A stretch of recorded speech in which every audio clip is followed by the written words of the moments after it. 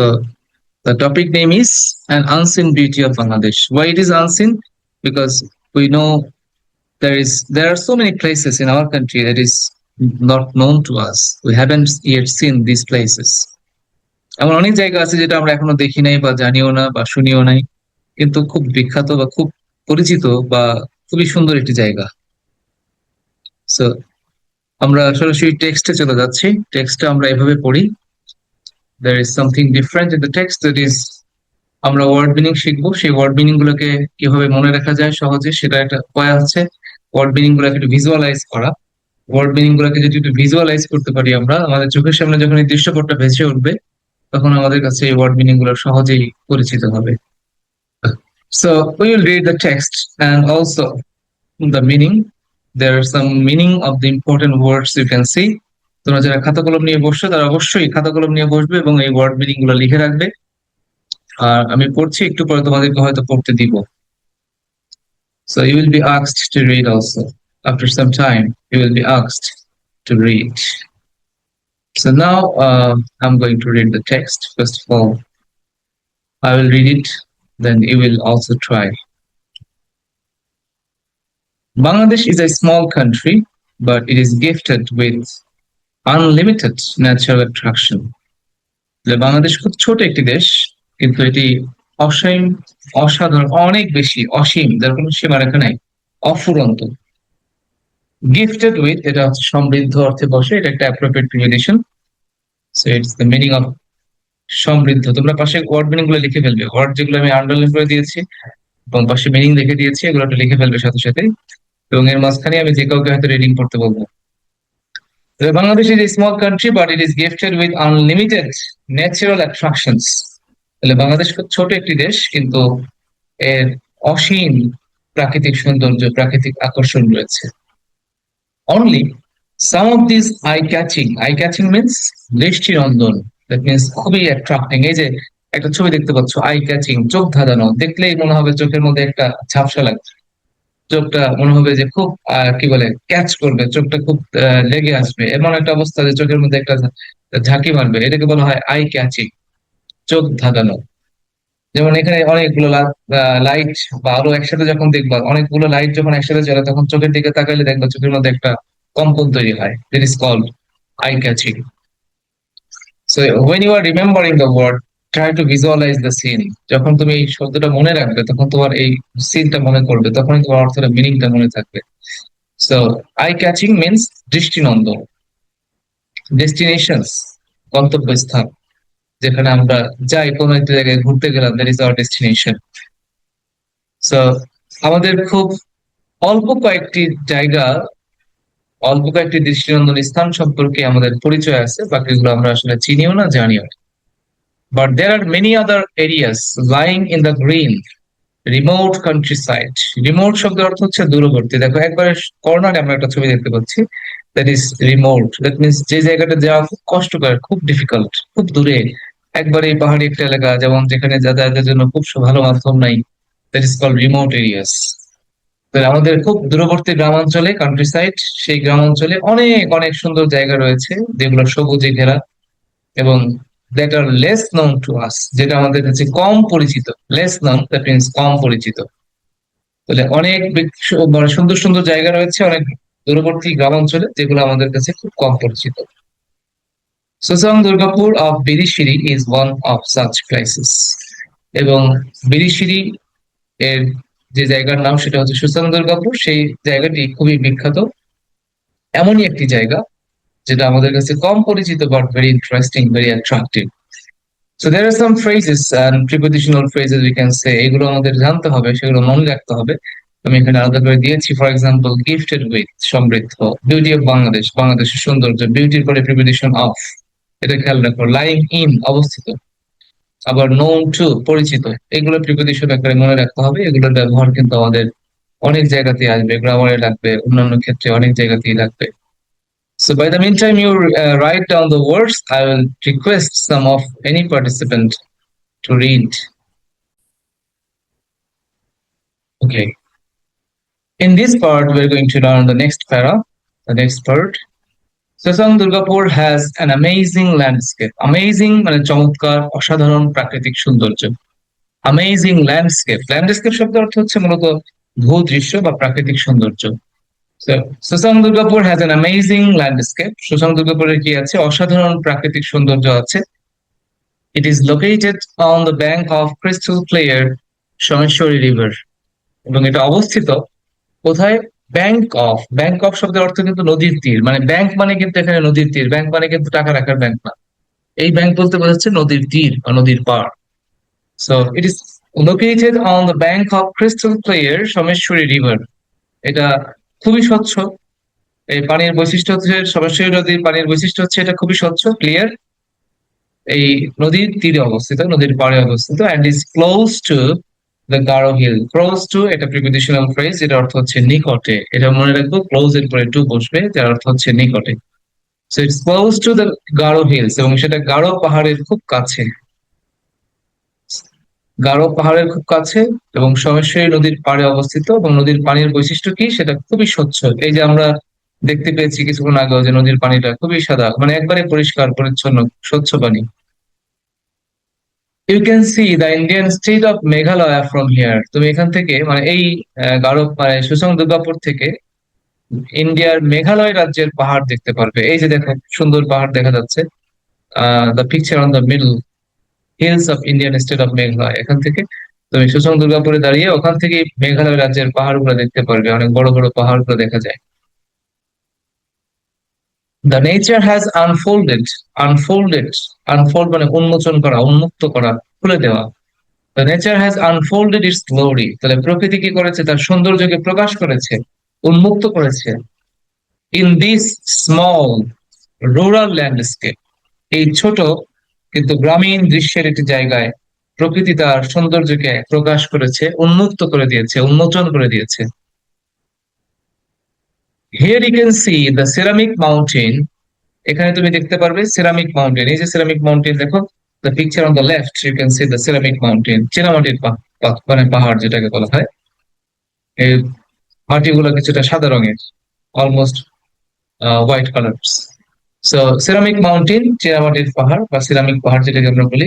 Lining against, lining হচ্ছে ঝুঁকে থাকা, হেলান দিয়ে থাকা, যেটাকে বলা হয় ঝুঁকে থাকা বা হেলান দিয়ে থাকা। সো এই পাহাড়গুলো কিভাবে আছে? একটু ঝুঁকে আছে, হেলান দিয়ে আছে, মনে হচ্ছে যেন আকাশের দিকে হেলে আছে, আকাশের দিকে ঝুঁকে আছে। মানে এত বড় পাহাড় যেন মনে হচ্ছে আকাশের দিকে ঝুঁকে আছে। The blue water of the pictorial mountain valley, এবং সেই সাথে তুমি দেখতে পারবে কি? পাহাড়ি উপত্যকার, এই উপত্যকার বৈশিষ্ট্যটা হচ্ছে পিকটোরাল, দ্যাট মিনস চিত্রের মতো, ছবির মতো সুন্দর। পিকচার থেকে আসছে pictorial. The word pictorial comes from picture. So the word, ছবির মতো সুন্দর একটি সৌন্দর্য।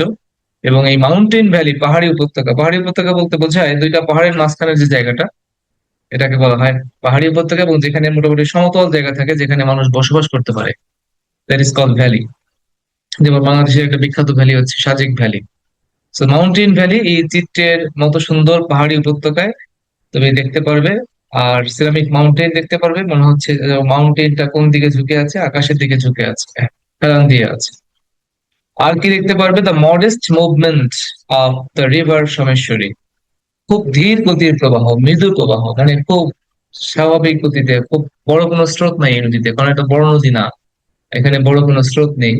খুবই ধীর গতির প্রবাহ, মৃদু প্রবাহ of the river Someshwari. Someshwari নদীর যে মৃদু প্রবাহ, সেটা তুমি দেখতে পারবে। And the abandoned coal mines, এবং পরিত্যক্ত কয়লা খনি, যে কয়লা খনিটা আগে ব্যবহার করতো। The picture on the right you can see the abandoned coal mines. So পরিত্যক্ত কয়লা খনি দেখতে পারবে। There is another river called Kongsho, which is also known as Old Sameshwari. এবং সেখানে আরো একটি নদী আছে, তার নাম হচ্ছে কংস, বাংলায় বলে কংস, সেটাকে বলা হয় পুরাতন সোমেশ্বরী নদী। So I think this is also clear to you. Now it's your turn. You'll read the slide and you will read with Bangla. So in this part of our class, so we are going to the next part, that is Susam Durgapur is located under Netrokona district. এটা কোন জেলায়? নেত্রকোনা জেলায় অবস্থিত। About 170 kilometre north from Dhaka, Dhaka থেকে প্রায় 170 kilometre উত্তরে। Along with its scenic beauty, along with একটা preposition অর্থ হচ্ছে সাথে, its scenic beauty এর দৃষ্টিনন্দন সৌন্দর্যের সাথে সাথে, সিনারি থেকে আসছে সিনিক, তো এই শব্দটা মনে রাখবো এইভাবে, দৃষ্টিনন্দন, যেটা দেখতে খুবই সুন্দর। This place is home to diverse indigenous groups, এবং এই জায়গাটা এই বিভিন্ন ধরনের বৈচিত্র্যময় ইন্ডিজিনাস গ্রুপ, আদিবাসী গোষ্ঠী, আমাদের যেমন বিভিন্ন আদিবাসী গোষ্ঠী আছে, চাকমা, মারমা বা গারো, হাজং, এদের বিভিন্ন আদিবাসী গোষ্ঠীর একটা বাসস্থান হচ্ছে এই সোমেশ্বরীর সুসং দুর্গাপুর। তো এখানে কোন কোন গোষ্ঠী আছে মেইনলি, সেটা হচ্ছে হাজং, গারো, আচিক এন্ড মান্ডি। এই চারটা গোষ্ঠী মূলত এখানে বসবাস করে। যেমন আমরা এখানে বেশ কয়েকটা ছবি দেখতে পাচ্ছি, the culture of the indigenous groups, they are showing their cultures, different traditions.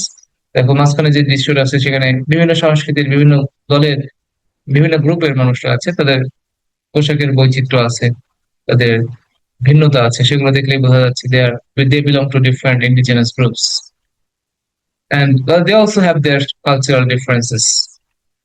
এখন এই কালচারটাকে সংরক্ষণ করার জন্য একটা কালচারাল একাডেমি আছে, যেটা তোমরা লাস্ট কর্নার, একবারে রাইট কর্নারে দেখতে পাচ্ছ একটা দৃশ্য। এটা হচ্ছে কালচারাল একাডেমি অফ সুসং দুর্গাপুরের ছবি। So there is also a cultural academy of Susang Durgapur which is responsible for মনে রাখবো, রেসপন্সিবল ফর হচ্ছে দায়ী বা দায়িত্বশীল, যার দায়িত্ব হচ্ছে প্রিজার্ভিং, সংরক্ষণ করা, and promoting the culture and tradition of this indigenous groups.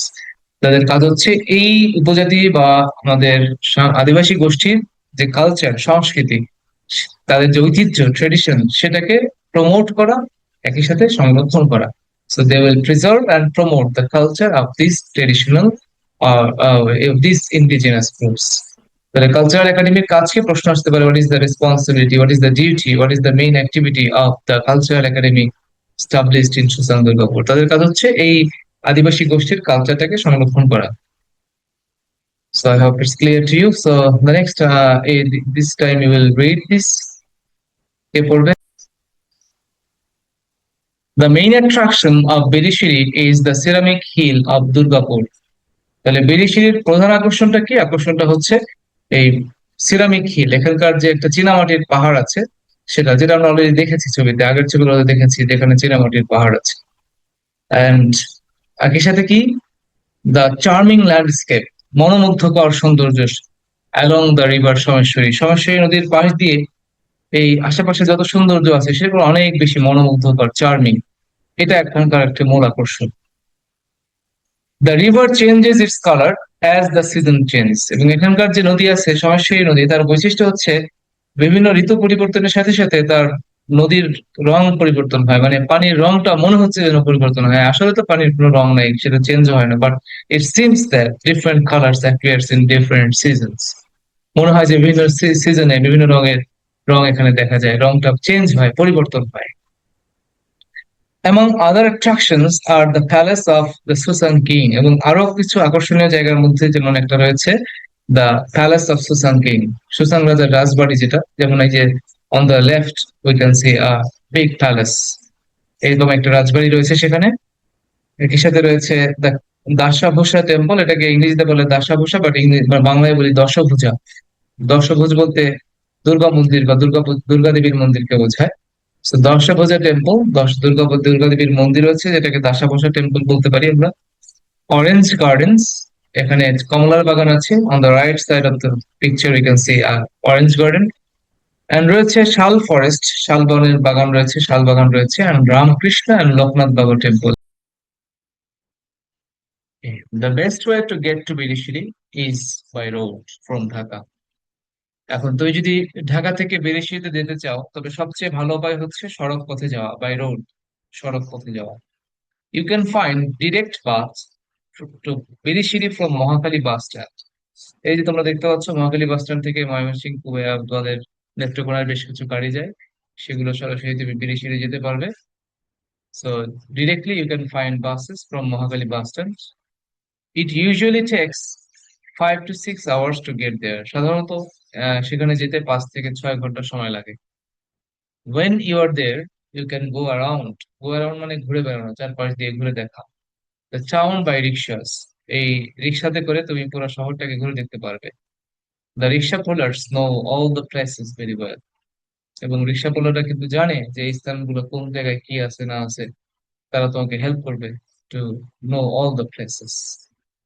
This is how you can read the text, this is how you can know the meaning, and also you can visualise the scenery.